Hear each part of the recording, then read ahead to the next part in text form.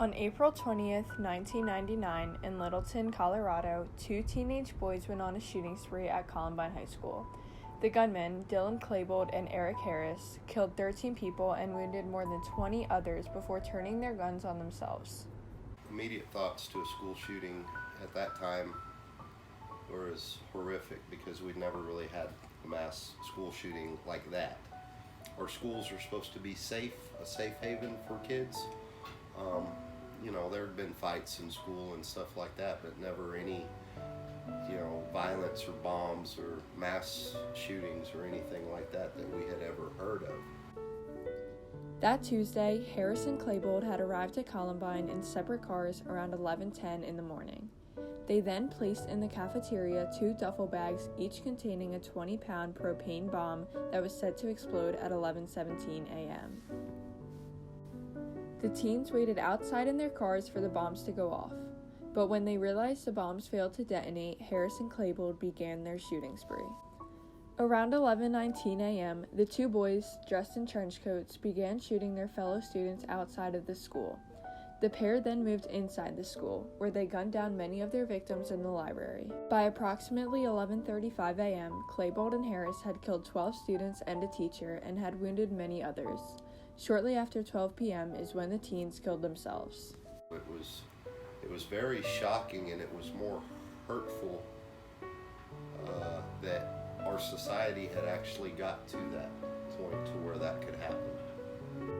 Through journals left behind by Harris and Klebold, investigators eventually discovered the teens had been planning for a year to bomb the school, which would potentially kill hundreds of people. Multiple investigations also proved that the boys chose their victims randomly when shooting.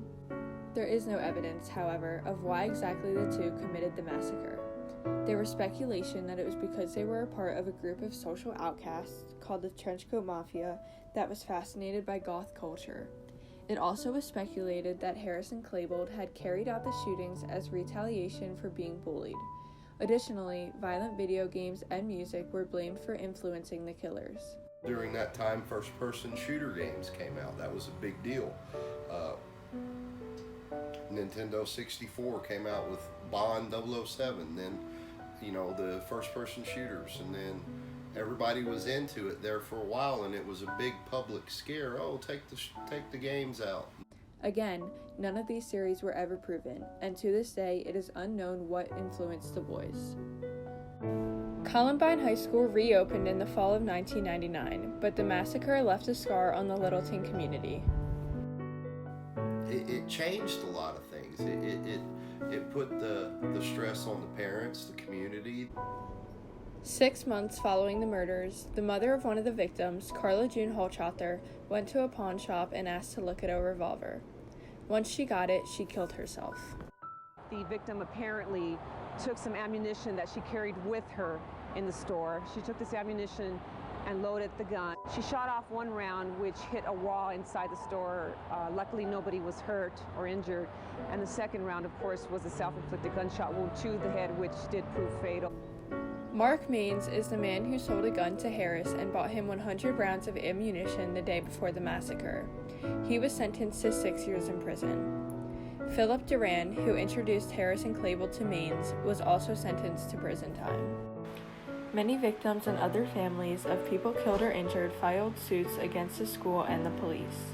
Most of these suits were later dismissed in court. Columbine was an eye-opener for the nation, really. It was the first time everyone really started to come together to talk about that stuff. After the Columbine shooting, many schools installed security measures and adopted a zero-tolerance policy towards disruptive behavior and threats of violence. Schools were locked down. A lot of metal detectors went into schools. They started taking terroristic threats and idle threats very seriously throughout all the schools. Along with schools, the country made further steps to better the regulations regarding gun safety. Bill Clinton and Congress passed laws to require background checks at gun shows, child safety locks on all new handguns, and a ban on the importation of large-capacity ammunition clips. At the time, the Columbine shooting was the most violent act against the school and killed the most people. Since then, however, there have been more than 230 school shootings in the United States. Every day, pretty much nowadays this stuff happens. There is widespread belief that Columbine prompted other individuals who felt victimized or bullied to copy Harrison Claybold's rampage shootings. It's terrible what's happening. People have been desensitized to it. It's not the same, as it was. The shock value's gone. It's like, oh, wow, another shooting. Oh, wow, look, another bombing. Oh, look, a kid went off again. The tragedies that took place at Columbine High School on April 20th, 1999 made a lasting impact on people, schools, and communities around the country. It sparked both positive and negative acts revolving around guns, but most importantly, a new outlook on student and school safety.